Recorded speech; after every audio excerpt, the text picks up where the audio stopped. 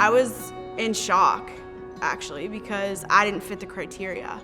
I hadn't traveled, I'm 26 years old, I'm healthy. The worst part is like my parents they don't know what's going on. No one knows what's going on. So like to tell my parents I'm going to the ICU was through a text message. I didn't know until I woke up 17 days later that I had COVID-19. My breathing like just tanked. It was scary. It was scary. It was lonely. I couldn't leave my room. So I kind of felt I was just trapped. I loved my nurses, my team, they were great. Like everybody really stepped up and like came together in a time of need for sure. They're extremely brave people. You're literally facing this disease head on. You're learning new things every single day about COVID. They didn't know any treatments. They didn't know what best practice was at that point, but they were using their past knowledge and feeding off of each other and looking at patients, how they're responding to things. They were great, they were amazing, they were super comforting. They were the only people I had contact with.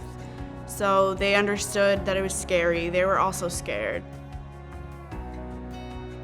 My room in the ICU had a window, so the nurses told my dad where my room was, and they would move the machines and turn my bed to face him. So he was able to see me through the window, which I can only imagine how tough that was.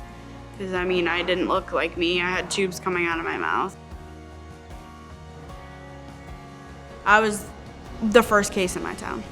It was scary because it was so new and it was so different among everybody. Nobody had the same two symptoms. I think when I realized how big COVID was when I was transferred out of the ICU and put into a room on the floor, and I looked at my nurse, I was like, oh, like, am I your only COVID patient? And she goes, this entire floor is COVID. I was like, okay. The team here is everything that you would hope for, either as like a parent or as a loved one, especially during this time where you're not able to be with your loved ones. They stepped up and they played the role of your caretaker and your doctor.